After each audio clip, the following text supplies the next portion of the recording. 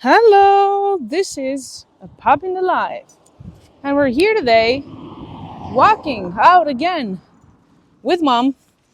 Actually, a pretty interesting day today, while Mom is just preparing for something quite unusual to do this afternoon, but we're gonna tell you all about it in a couple of days. So, no working out, no big stresses, no nothing, except for there is a big stress in Mom's life now, and we're also gonna talk to you about it in the coming days. So today we have been not walking quite a lot because of the rain, so we need a bit of a refreshed mind, and we're back on the countryside now. Tiny walk, late morning as usual. So today we're talking with Mom about what actual venture capital means. So if we're thinking about the real concept and meaning of venture capital, it means going into an adventure. It means trying new things that just might result in nothing and can potentially deem meaningful the fact that you take a big risk. So big risk, big reward. This is what's actually meant to be. Pretty evident, pretty clear, pretty self-evident. But the thing is, not all venture capital understands this, and not all founders understand this. So, given that this podcast comes from a perspective of founders and less than venture capitalists, since Mom is a founder, not a VC, you're actually thinking about how founders sometimes tend to forget that capital coming from VCs is a V. Capital is not just capital. So it means that potentially this means big risk, big reward. So potentially big valuations, big chunks of money, big risk, but potentially bigger rewards. Now, of course, as we all know, in the VC model, you invest in 10 companies. One is just booming, unicorn, whatever, gets exited for lots of money. The other 9 just fail, right?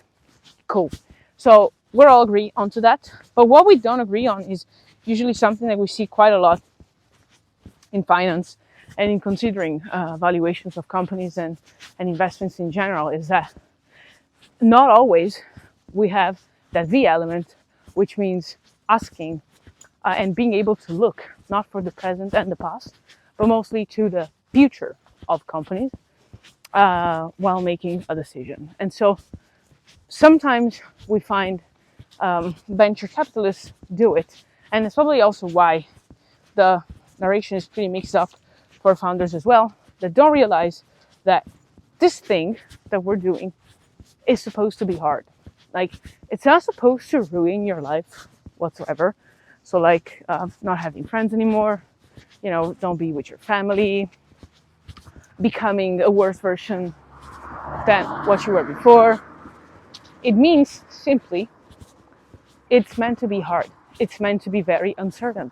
It means to take big risks with potentially big rewards and big failures as well.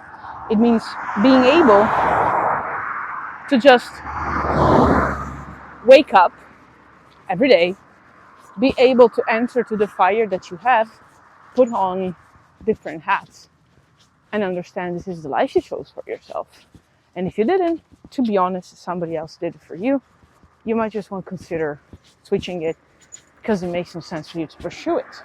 Because it is already so hard and so potentially painful. Like in statistics, it's more painful than pleasuring. You shall just quit. But if you're not here to quit, which I expect since you're listening to this podcast, and this goes also if you work at a startup, there are stress levels that are way different than, usual levels of stress that potentially you can experience at work. You probably need to start consider that venture element you're probably forgetting is something that you accepted as part of the game. Otherwise, reward wouldn't be as big, no?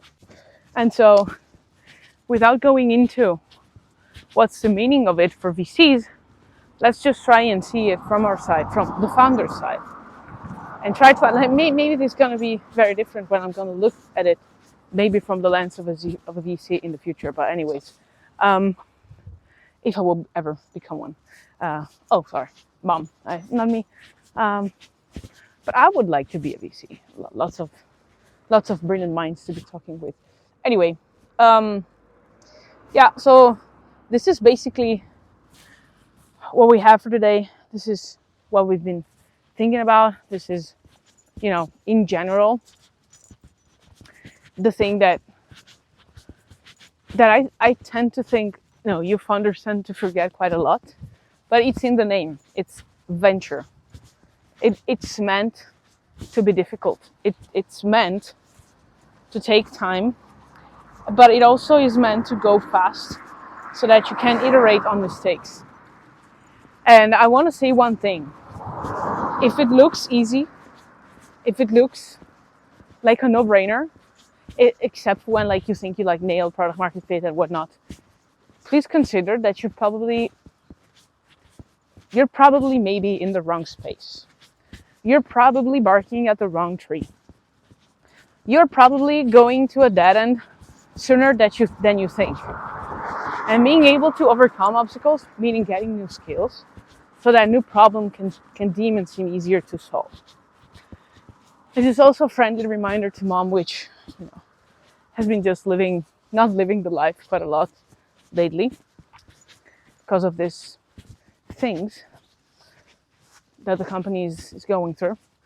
Potentially very exciting, potentially just bringing a step back into what the company is doing and building up.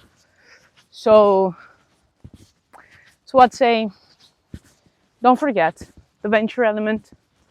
This is what you try to do. This is the game you sign up for. And if you didn't, please check out. Let's meet outside. Let's have, beer, alcoholic or not, whatever. Let's chit chat about it, but that's not the way to go.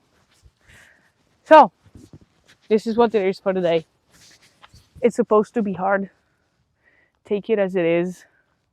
Don't be, I want to say, don't be too connected to that. Don't be romantic about that. This is not about being romantic. It's just about being very realistic. And it is what it is. So I will talk to you tomorrow. We're getting to 100 days as a founder's dog. Probably gonna become something else rather than a podcast, but we'll see what happens. And I will send you kisses, hugs, and a bit of barks. Have a nice week. Bye.